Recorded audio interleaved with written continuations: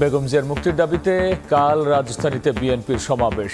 আবারও জামাতকে নিয়ে আন্দোলনে দলটি যুগপৎ শরীকদের নিয়ে এক মঞ্চে উঠতে আলোচনা শীঘ্রই। আন্দোলনের ইস্যু খোঁজার চেষ্টায় ভুল পথে বিরোধীরা, বলছে আওয়ামী লীগ। আমাদের সাথে ওই দূরত্ব এখন আর নাই। অল ভুক্তভোগী যখন একত্র হইয়াই এই সরকারের পতন ঘটাইতে হইব। সব রাজনৈতিক দলগুলো যুগবদ্ধভাবে আন্দোলন চালিয়ে যাওয়ার আমরা সিদ্ধান্ত নিয়েছি। মূল একটি লক্ষ্য, সেই লক্ষ্যটি হচ্ছে যে দেশে গণতান্ত্রিক যে অধিকার সেটাকে ফিরিয়ে নিয়ে আসা।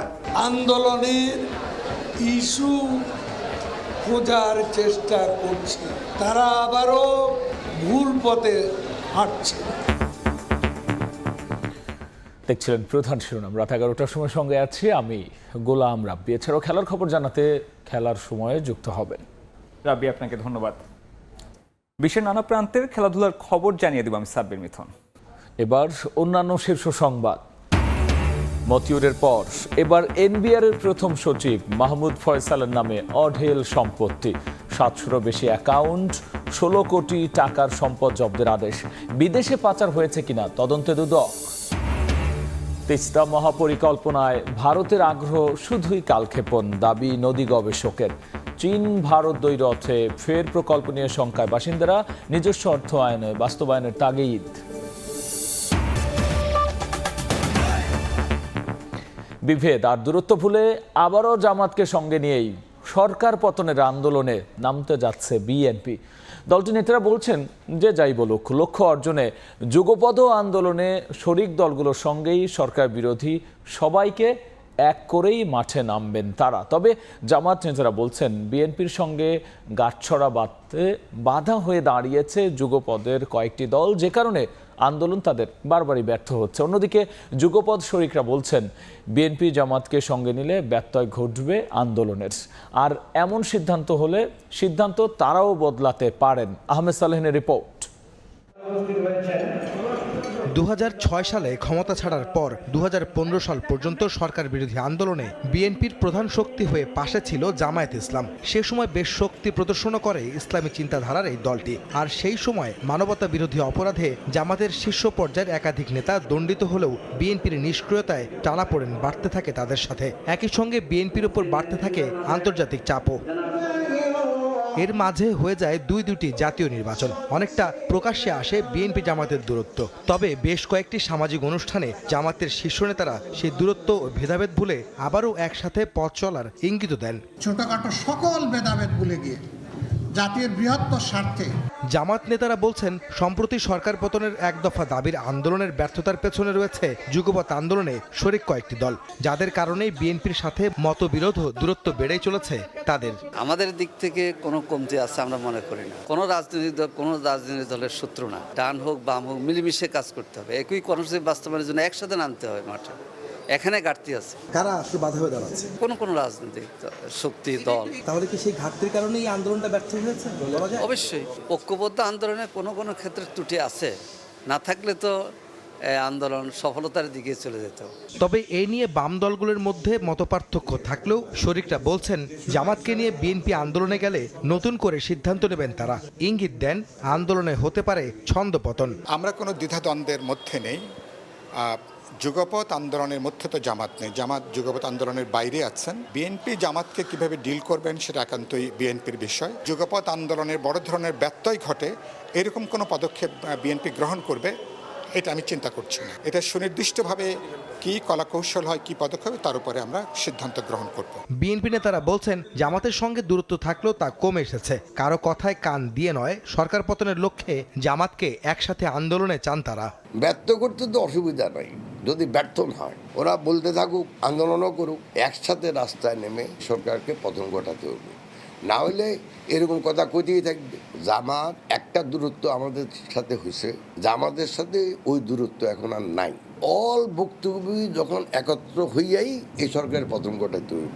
শিগগিরই নতুন করে আবারও সরকার বিরোধী আন্দোলনের লক্ষ্যে শরিক দলগুলোর সঙ্গে সম্প্রতি কয়েক দফা বৈঠকও করেছে বিএনপি। সরকার পতন হলেও তো আমাদের আন্দোলন। আহমেদ সালেহিন, সময় সংবাদ, ঢাকা। বেগম জিয়ার মুক্তি এখন মূল লক্ষ্য উল্লেখ করে বিএনপির মহাসচিব মির্জা ফখরুল ইসলাম আলমগীর বলেছেন যুগপৎ আন্দোলনের জন্য শীঘ্রই শরিকদের সঙ্গে আলোচনা করে আন্দোলন বেগবান করা হবে। সন্ধ্যায় রাজধানীর সেগুনবাগিচা একটি অনুষ্ঠানে অংশ নিয়ে তিনি একথা বলেন। একদিকে গণতন্ত্র নেই, অন্যদিকে আপনার দেশের সার্বভৌমত্ব, সেই সার্বভৌমত্ব আজকে হুমকির সম্মুখীন হয়েছে। এখন সবচেয়ে বেশি যে প্রয়োজন, যেটা আমরা মনে করেছি, যে গণতন্ত্রের জন্য যিনি সবচেয়ে বেশি ত্যাগ স্বীকার করেছেন, জীবন মৃত্যুর সঙ্গে যিনি লড়াই করছেন, সংগ্রাম করছেন, সেই দেশনেত্রী বেগম খালেদা জিয়াকে মুক্ত করার একটা আন্দোলন খুব জরুরি। সব রাজনৈতিক দলগুলো আমরা এক মঞ্চে উঠতে না পারলেও আমরা কিন্তু যুগবদ্ধভাবে আন্দোলন চালিয়ে যাওয়ার আমরা সিদ্ধান্ত নিয়েছি। মূল একটি লক্ষ্য, সেই লক্ষ্যটি হচ্ছে যে দেশে গণতান্ত্রিক যে অধিকার সেটাকে ফিরিয়ে নিয়ে আসা, আমাদের ভোটের অধিকারকে ফিরিয়ে নিয়ে আসা, গণতান্ত্রিক রাষ্ট্র নির্মাণ করা। এদিকে আন্দোলনের ইস্যু খুঁজতে গিয়ে বিরোধীরা ভুল পথে হাঁটছে বলে মন্তব্য করেছেন আওয়ামী লীগের সাধারণ সম্পাদক ওবায়দুল কাদের। বিদেশে তাদের নয় বরং বিএনপির প্রভু আছে বলেও মন্তব্য করেছেন তিনি। আওয়ামী লীগের প্রতিষ্ঠা বার্ষিকী উপলক্ষে রাজধানীর মানিক মিয়া এভিনিউয়ে সাইকেল র্যালির অনুষ্ঠানে তিনি এমন মন্তব্য করেছেন। ইট পাথরের যান্ত্রিক নগরে অট্টালিকার ভিড়ে নগরবাসীর জন্য শ্বাস নেওয়াটা যখন বড় চ্যালেঞ্জ, তখন সাপ্তাহিক ছুটির দিনে সাইকেল হাতে শত শত সাইকেলিস্ট সুস্থ, সচল ও আধুনিক ঢাকা গড়ার লক্ষ্যে ছুটে চলেছেন আপন গতিতে। আওয়ামী লীগের প্রতিষ্ঠা বার্ষিকী উপলক্ষে শুক্রবার সকালে রাজধানীর মানিক মিয়া এভিনিউয়ে বাইসাইকেল র্যালি কর্মসূচি শুরু হয়ে ধানমন্ডি ৩২-এ গিয়ে শেষ হয়। এর আগে র্যালির উদ্বোধন করে আওয়ামী লীগের সাধারণ সম্পাদক ওবায়দুল কাদের বলেন, নির্বাচনী অঙ্গীকার পূরণে তরুণদের কর্মসংস্থানে কাজ করছে বর্তমান সরকার। আমি তরুণ সমাজকে বঙ্গবন্ধুর আদর্শে, শেখ হাসিনার নেতৃত্বে আওয়ামী লীগে যোগদানের আহ্বান জানাই। ওবায়দুল কাদের আরও বলেন, আওয়ামী লীগের বিদেশে কোনো প্রভু নেই, বন্ধু আছে। বিএনপি ভারত বিরোধিতার নামে আন্দোলনের ইস্যু খোঁজার চেষ্টা করে, তারা আবারও ভুল পথে হাঁটছে বলেও মন্তব্য করেন আওয়ামী লীগের সাধারণ সম্পাদক। বিদেশে আমাদের প্রভু নেই, আপনাদের প্রভু আছে। বিরোধিতার নামে আন্দোলনের ইস্যু খোঁজার চেষ্টা করছে, তারা আবারও ভুল পথে হাঁটছে। আওয়ামী লীগের সভাপতি মণ্ডলীর সদস্য অ্যাডভোকেট কামরুল ইসলাম এমপি, জাহাঙ্গীর কবির নানক, দলটির যুগ্ম সাধারণ সম্পাদক বাহাউদ্দিন নাসিম সহ দলের কেন্দ্রীয় নেতারা অনুষ্ঠানে অংশ নেন। রাইদুল ইসলাম শুভ, সময় সংবাদ, ঢাকা।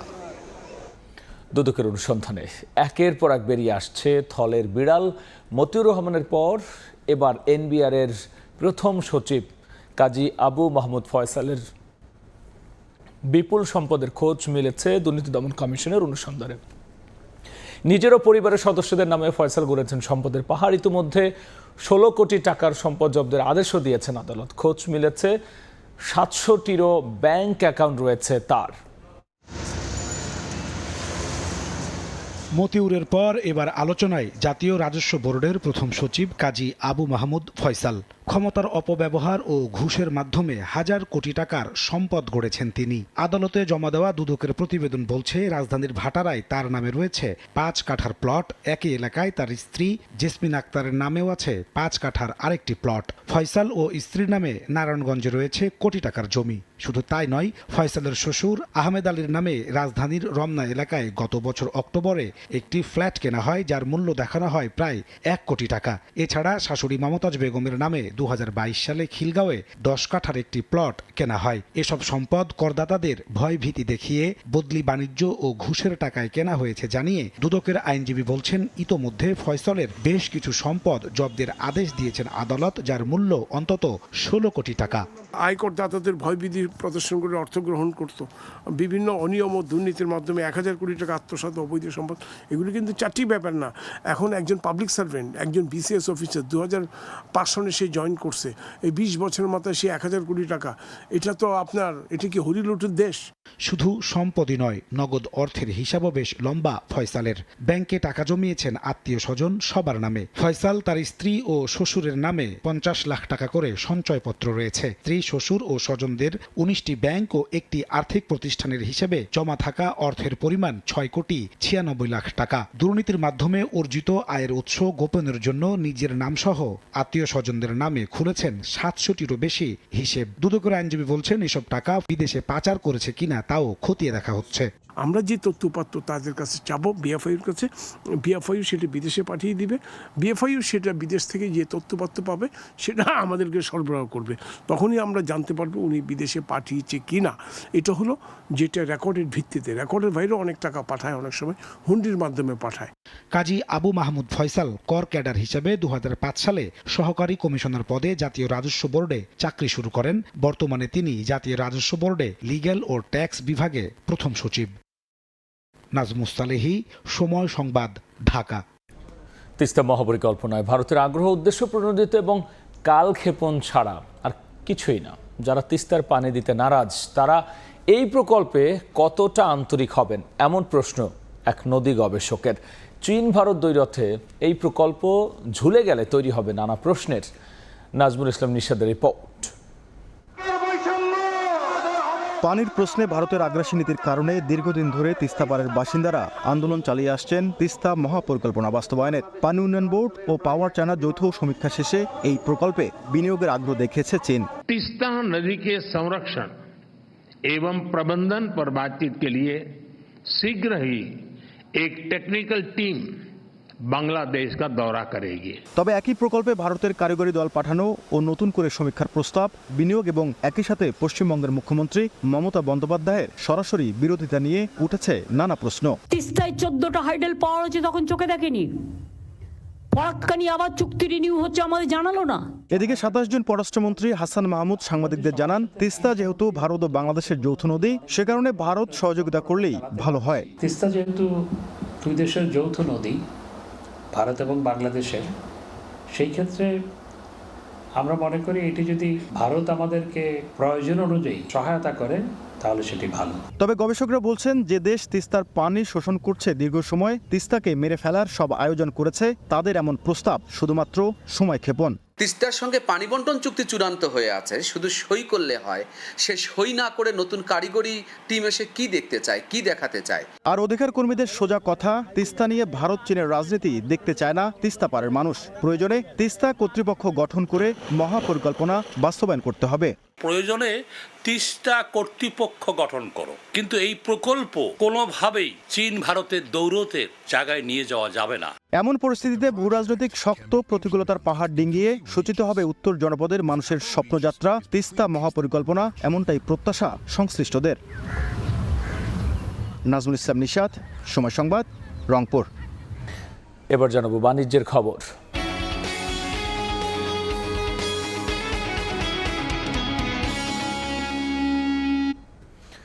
ছুটির দিনে রাজধানী বাজারে দামের উত্তাপে নাভিশ্বাস ক্রেতাদের। ডিম সিন্ডিকেটের আধিপত্য আড়ত থেকে পাড়া মহল্লায়। কয়েকদিন থেমে ব্রয়লারের দাম আবার ঊর্ধ্বমুখী। ডিম নিয়ে রীতিমতো তুলকালাম অবস্থা রাজধানীতে। পাড়া মহল্লায় ডজন বিক্রি হচ্ছে 165 টাকা। এক ডজন ডিমের দাম যদি 165 টাকা হয়, তাহলে আস্তে আস্তে এটি আমার ছেড়ে দিতে হবে। কয়েকদিন পর ডিম খাওয়া ছেড়ে দিতে হবে। অথচ রাজধানীর কারণ বাজারে আরো 15 টাকা কম। কিন্তু সিন্ডিকেটের কারণে দামের উত্তাপে ধরাছোঁয়ার বাইরে চলে যাচ্ছে পুষ্টির শক্তিঘর সাধারণ মানুষের ডিম। মানুষের ইনকামতে খরচ বেশি, হিসেব মিলানোর মতো কোনো আর লাইন নেই। পাইকারিতে আমরা কিনছি, আপনার লাল ডিম কিনছি আপনার 1120 টাকা, আর বিক্রি হইতেছে আপনার 1250-60 এরকম। কোরবানির ঈদের পর চাহিদা বৃদ্ধির অজুহাতে ব্রয়লার কেজিতে দাম বেড়েছে অন্তত 20 থেকে 30 টাকা। ছুটিতে মানুষ গেল, এখন মানুষ আসতেছে 200-220 টাকা হয়ে যাবে। মুরগি হয়তো দেখবো, কিন্তু কেনার সামর্থ্য সবসময় থাকবে না। সবজিতে আগুন। আলুর কেজি 65 টাকা, পেঁপে 80 টাকা, টমেটো 150, আর কাঁচামরিচের জন্য গুনতে হচ্ছে 200 টাকা পর্যন্ত। এদিকে পেঁয়াজের ঝাঁজ ঠেকেছে সেঞ্চুরিতে। যে পেঁপে আমরা গ্রামে খাই না, সেই পেঁপে এখানে 80 টাকা কিনতে হয়েছে। বৃষ্টির মৌসুমে, বর্ষা সিজনে আমদানিটা একটু কম, তো যার কারণে একটু দামটা একটু বেশি। বেসামাল বাজারে এসে আশ্বাসের বাণীতেই অভিযান শেষ ভোক্তা অধিকারের। এক দুইজনের কথা হাতে মাথায় নিয়ে তো আসলে ওভারঅল আমরা একটা জেনারেলাইজেশন করতে পারি না। এটা একটা বিষয়। তো ডিমের বাজার আল্লাহর রহমতে এখন ঠিক হয়ে গেছে। শুধুমাত্র ভোক্তা অধিকার সংরক্ষণ অধিদপ্তর নয়, একযোগে সরকারের অন্যান্য সংস্থাকেও কাজ করার পরামর্শ তাদের। সাইফুল ইসলাম, সময় সংবাদ, ঢাকা।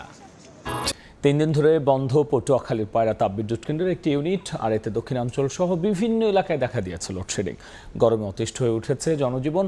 কর্তৃপক্ষ জানিয়েছেন শিডিউল মেইনটেন্যান্সের জন্য সাময়িক সময়ের জন্য 1 ইউনিট রাখা হয়েছে বন্ধ। গত 24 জুন বিকেল থেকে বন্ধ রয়েছে পটুয়াখালীর পায়রা তাপবিদ্যুৎ কেন্দ্রের একটি ইউনিট। 1320 মেগাওয়াট ক্ষমতা সম্পন্ন 2 ইউনিটের 1 ইউনিট বন্ধ হওয়ায় দক্ষিণাঞ্চল সহ দেশের বিভিন্ন স্থানে দেখা দিয়েছে লোডশেডিং। 24 ঘন্টার মধ্যে 6 থেকে 7 ঘন্টাও বিদ্যুৎ মিলছে না, তাই গরমে অতিষ্ঠ জনজীবন। বিদ্যুৎ কেন্দ্র কর্তৃপক্ষ বলছে, নিরবিচ্ছিন্ন বিদ্যুৎ উৎপাদনের লক্ষ্যে কেন্দ্রে নিয়মিত যন্ত্রাংশ রক্ষণাবেক্ষণের কারণে 1 ইউনিটের উৎপাদন সাময়িক সময়ের জন্য বন্ধ রয়েছে। তবে আগামী 4 জুলাই কাজ শেষে আবারও উৎপাদন শুরু হবে। 2টা ইউনিট যেখানে চলতে খোলা সেখানে 1টা ইউনিট চলতো, এখন 2টা ইউনিট চলে আসবে 4 তারিখের ভিতরে, মানে আরেকটা ইউনিট চলে আসবে 4 তারিখ। 2020 সালের 15ই মে পুরোপুরি উৎপাদনে আসে পায়রা তাপবিদ্যুৎ কেন্দ্র। এরপর 2023 সালের 25 মে ডলার সংকটের কারণে কয়লার দাম পরিশোধ করতে না পারায় প্রথম ইউনিট বন্ধ হয়ে যায়। একই বছরের 5 জুন 2টি ইউনিটই সাময়িকভাবে বন্ধ হয়। এরপর 25 জুন বিদেশ থেকে কয়লা এলে বিদ্যুৎ কেন্দ্রটি ফের উৎপাদনে যায়। শিকদার, জাবির হোসেন, সময় সংবাদ, পটুয়াখালী। এই ছিল আমার কাছে থাকা দেশ বিদেশের খবর।